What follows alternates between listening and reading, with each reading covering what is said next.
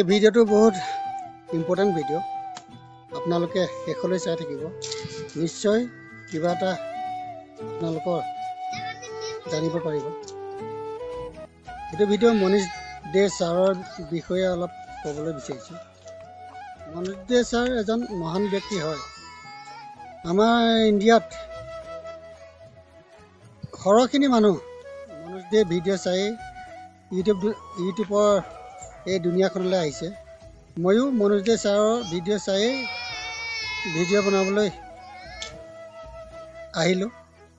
কিন্তু লাখ লাখ মানুহ মনীষ দে ছাৰৰ জহতে আহিছে। কিন্তু মনীষ দে ছাৰে এটা ভালকৈ আমাক শিকাই নিদিলে। 1ৰ পৰা 1000 মানুহ কেনেকৈ ছাবস্ক্ৰাইবাৰ 1000 ছাবস্ক্ৰাইবাৰ কেনেকৈ হ'ব, সেইটো ভিডিঅ' আপুনি গোটেই ইউটিউবখন লুটিয়াই পেলালেও ক'তো নাপায় কেনেকৈ হ'ব।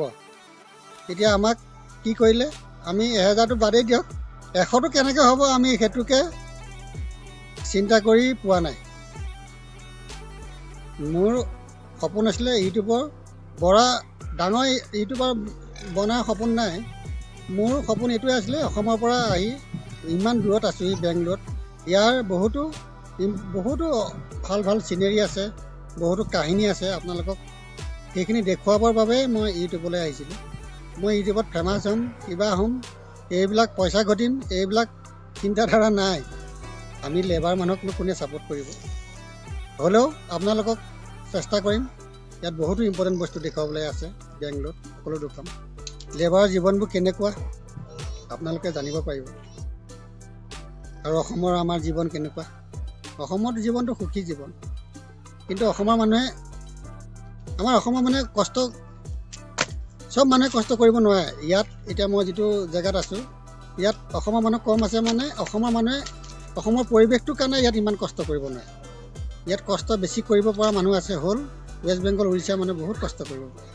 সেইকাৰণে ইয়াত লাখ লাখ ফাৰ্ম আছে, এনেকুৱা মুৰ্গী ফাৰ্মত আপুনি অসমৰ মানুহ নাপায়। আমিয়ে যি আছোঁ কষ্ট কৰি মেলি, আমাৰ উপায় নাই কাৰণে আছোঁ আৰু।